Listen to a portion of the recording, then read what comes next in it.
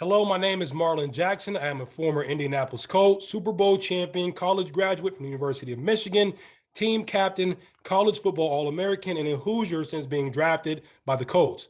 I'm also an adult that has endured many adverse childhood experiences. According to the data, for the conditions that I grew up in, I should not be standing here in this capacity before you today. I have never met my father. When I was in third grade, my mother was incarcerated and I moved in with my grandmother. My mother abandoned me when I was in sixth grade and I moved in with relatives. When I was in eighth grade, those relatives divorced, and 2 years later, we were evicted from a rental home we were living in. Following the eviction, I moved in with a family friend, and during my senior year of high school, I was taken in by my high school football coach and his family. And hearing this, I'm sure you have compassion for just how difficult it was for me to find my path. I grew up without guidance at home, and I had no real understanding of who I was or how to interact with and understand others. The education system that I advanced through did not effectively engage, extract, and analyze the behavioral data that was needed to see the full picture of who I was and what I was going through. But my story does not end there. I was able to overcome the obstacles of the environment I was born into through grit, coaches who believed in me, and the life skills that I learned through sports. I pulled myself up by the bootstraps.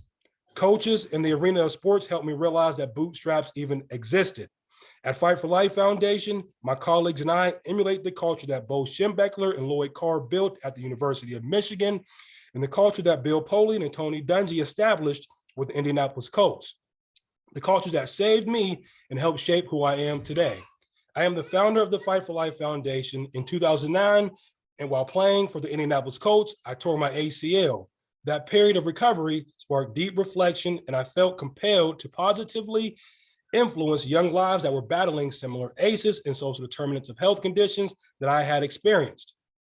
This motivated me to develop the Fight for Life Foundation SEL curriculum that I named Building Dreams. I repurposed the lessons I learned from growing up in the housing projects, from moving home to home, and from navigating college and professional sports.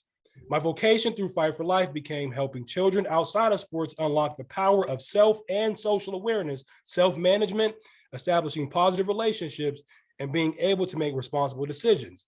The Fight for Life Foundation is a software service nonprofit agency focused on behavioral health to improve student education and societal outcomes.